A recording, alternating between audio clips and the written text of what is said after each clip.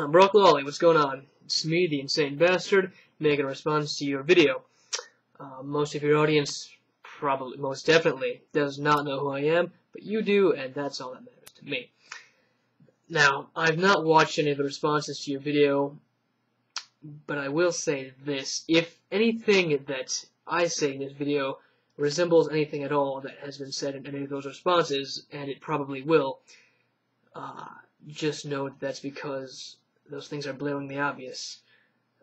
First of all, I must say I'm quite ashamed of you. You've become more demagogic than ever before, and I will address that later in this video. Right now, I'd like to point out, to really attack you on a logical level. Okay, so, bottom line, you claim that, you try to make it seem that all atheists believe that life was created by aliens, or some shit like that. This cannot be further from the truth.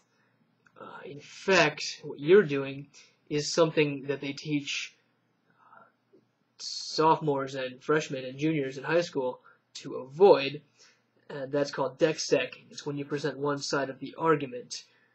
You are presenting the aspect of the argument wherein atheists, a small number of atheists, go ahead and say foolish things like that, and then you're using that as, I guess, a weapon against all of atheism.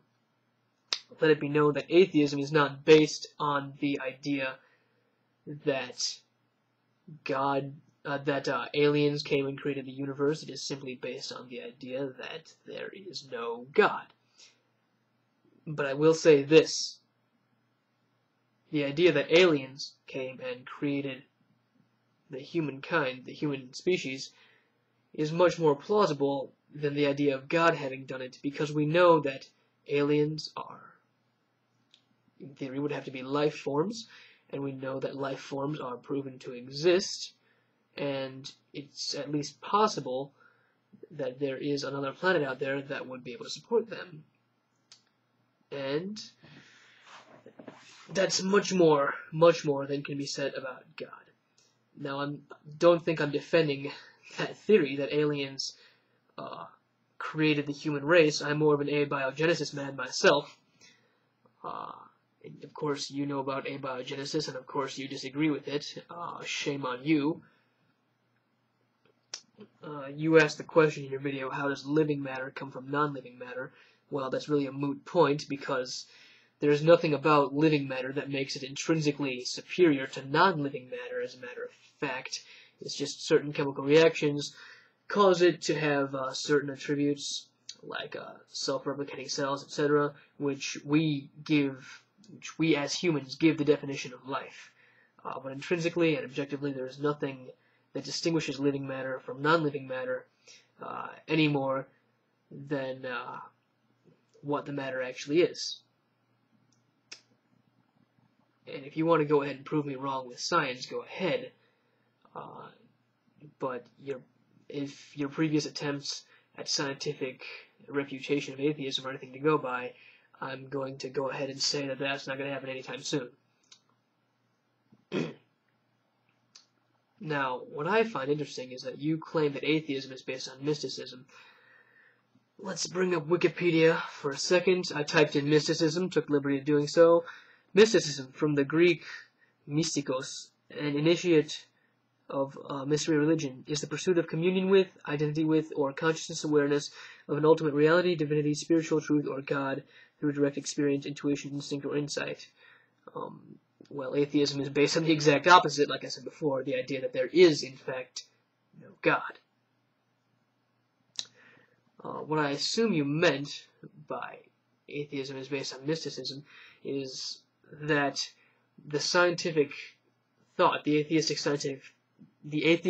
scientific thought, is based on the idea that the universe is unknowable, that we cannot truly ever find out what the origin of all the matter in the universe was. Again, it could not be further from the truth. First of all, let me make a distinguishing... I can't talk today. Let me make the distinguishment? Let me distinguish science from atheism. Atheism is simply the idea that there's no God.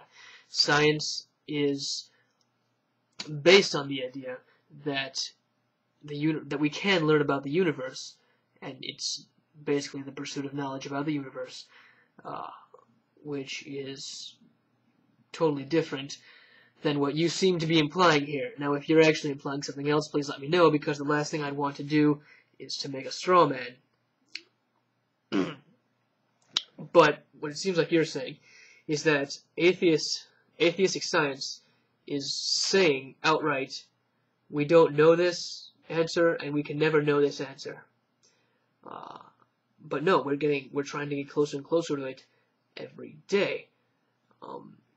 Now, it seems like the argument you're trying to make is that since you Christians know the answer, that answer must be right. Well, that has no logic to back it up at all. I will tell you my personal belief. My personal belief is that a long, long time ago there was nothing but giant cosmic turtles, and they all came together and had an orgy, and that created the universe, and that's what was known as the Big Bang. I don't believe in the same Big Bang that science believes in, that the universe exploded out of a small pinpoint of matter and energy, because that doesn't explain where all the matter came from. I believe that it was turtles who did it. And if you need any details at all about that, please refer to this author, Terry Pratchett. He is a genius. I read his books like the Bible themselves. That's what I believe. But now, does that have any proof behind it? Well, yes, it does. Terry Pratchett has 30-plus books in his series, whereas your Bible is only one book. Admittedly, you could make an argument for it being many books compiled into one, but Terry Pratchett is a much more logical read, if you read him at all. So that's what I'm basing my belief on. Is there no evidence to suggest that it's true? Yeah, but I still believe it. That must mean that it's true, because I have an explanation of how the world started, and science doesn't. Therefore, the world must have come from turtles. But enough of that silliness. There's one last thing I wanted to address with you, Brock Lawley, and that is, once again, you're becoming more demagogic. Whereas before, your videos had some substance to them. You had something to say. Now it's sound bites, a few words, and background music. You're better than that, man. I know you are. And far be it from me to tell a YouTuber how to conduct himself on YouTube, but don't do that. That's me for today. Peace out.